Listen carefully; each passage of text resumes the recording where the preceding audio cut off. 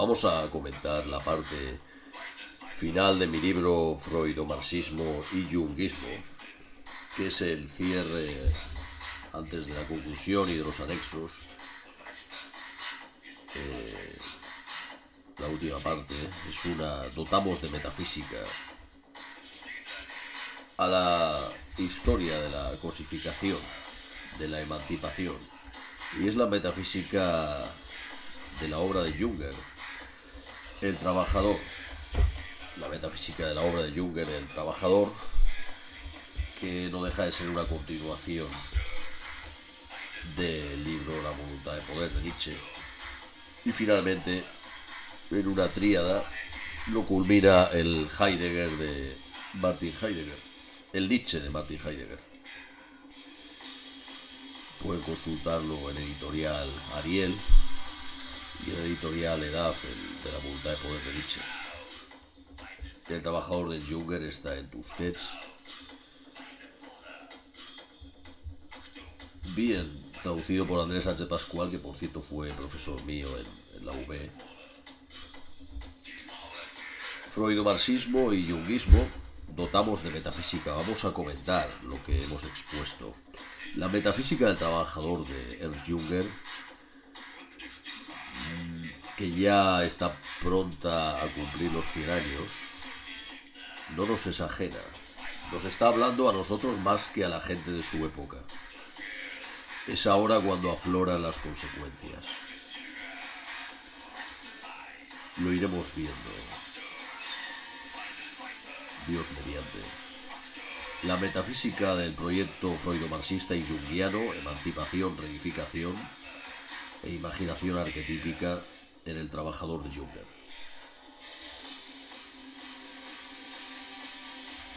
Metafísica nietzscheana en su ambigüedad en el destino final apocalíptico, como anuncio balbuceante que ya no puede más que señalar tanto de la vía satánica como de la vía islámica. Veremos lo que esto significa. ¿Por qué una obra de tipo histórico y político como freudomarxismo y junguismo necesita ser dotada de una fundamentación metafísica final? Esto se justifica, añadimos, por el hecho de que al movimiento de la emancipación o reificación, que son la misma cosa, y su desarrollo más radical, que es el junguismo, a este movimiento le falta una metafísica que lo justifique y que le dé su fundamento, en su mismo campo nihilista, en su mismo campo de izquierdas o metafísica de la mano izquierda, entendiendo izquierda aquí no de manera política, sino como el proceso moderno de desencantamiento, de reificación, emancipación, que culmina en el hallazgo cultural de la libido, del deseo, de la voluntad, como se ve en Jung.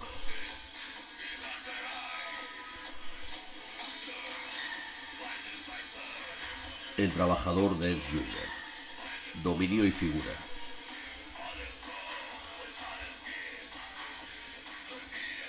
Por primera vez, después de La voluntad de poder de Nietzsche, la metafísica de la cosificación, esto se entenderá si se lee al completo el libro Freudomarxismo y Junguismo, es expresada en sede metafísica.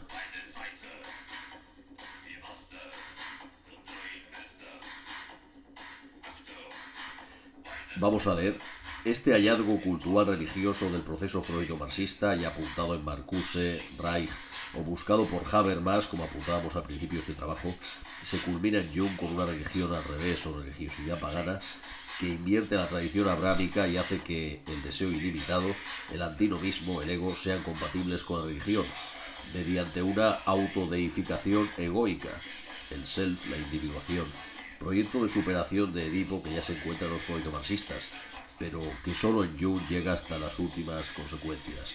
Este relato es, como Jung reconocería, la narrativa paralela a la metafísica de la voluntad de poder Nietzsche y su figura al superhombre. Pero en El Trabajador, como decíamos antes, por primera vez esta narrativa se expresa en sede metafísica, aunque a través de descripciones, prosiguiendo la tarea nietzscheana de la voluntad de poder. Las dos obras cometen el error de negar la realidad del mundo inteligible o lógico en su platonismo invertido, también niegan la realidad objetiva del mundo exterior como independiente de la voluntad, entendida no como individual, sino como fondo metafísico esta voluntad. Y aquí acierta. Esta es la introducción al capítulo. Vamos a entrar en materia. Aunque insuficiente desde un punto de vista metafísico, como viera Heidegger, la importancia del trabajador, obra no epocal, como decíamos, radica en dotar por primera vez al movimiento nihilista de una metafísica, en la senda que iniciara Nietzsche, siendo en realidad como una adaptación y desarrollo de la metafísica de la voluntad de poder nietzscheana. El subtítulo, entramos en materia, el subtítulo de la obra El trabajador reza Dominio y figura, Herrschaft und Gestalt.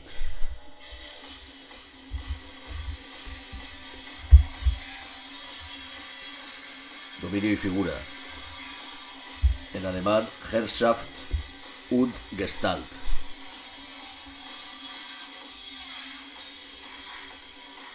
Es decir, señorío, Herrschaft,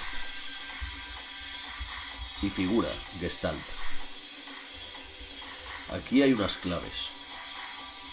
Seguimos leyendo. Esta descripción se refiere al contenido semántico de trabajador y ya nos previene de considerarlo una magnitud económica como en el marxismo o un hecho objetivo en el sentido positivista como ocurre también en el marxismo ortodoxo de la Unión Soviética o en el leninismo. No así en el Marx más filosófico, como entre otros ha mostrado Felipe Martínez Mazzoa en su obra Releer el Capital.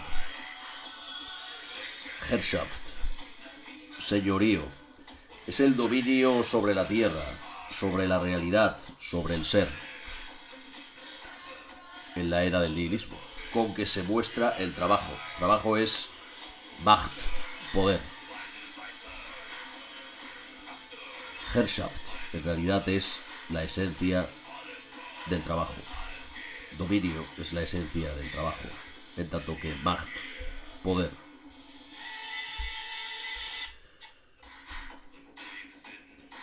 Hasta ahora habíamos mostrado la historia de las ideas y de la acción del movimiento freudo-marxista y del movimiento junguiano. Estos movimientos son fuerzas nihilistas de cosificación, dominio en el que el mundo se hace más ente. Son, como diría Heidegger en Cuadernos Negros, refiriéndose a esas mismas fuerzas o semejantes, maquinación, Machenschaft. Esta palabra también viene de Macht. Leemos la cita de Heidegger en la nota a pie de página. Judaísmo, bolchevismo, americanismo, nacionalsocialismo son estructuras supranacionales que forman parte del ilimitado poder de una maquinación universal, Machenschaft, a la que solo mueven intereses que han causado la guerra mundial.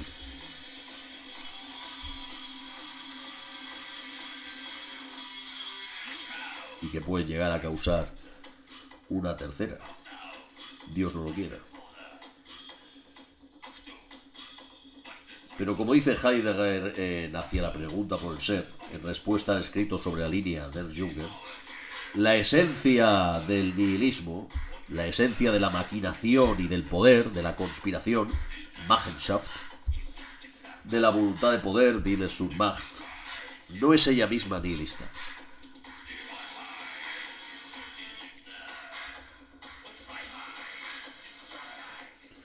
Y como le reprocha a Junger, no es posible un más allá, über, de la línea. No hay über die Linie. No hay más allá del meridiano cero del nihilismo. ¿Qué quiere decir esto? Lo iremos viendo. Tal es la ambigüedad de la técnica o del nihilismo, la manifestación del poder absoluto.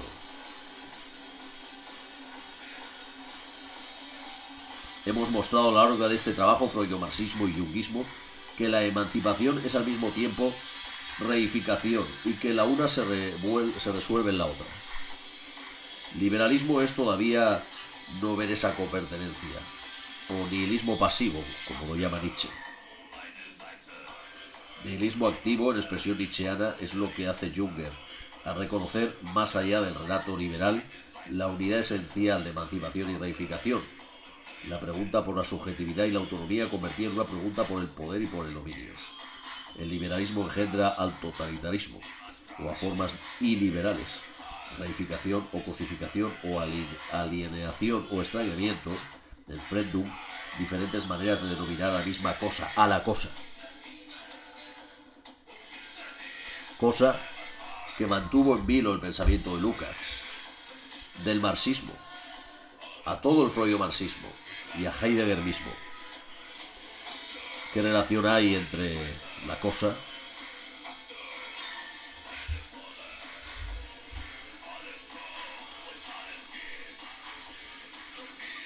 y das Volk, el pueblo?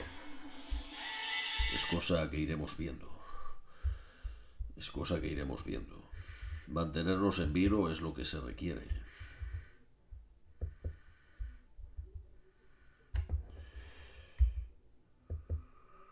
Es la obra de un soldado sudoroso que participó en la Primera Guerra Global.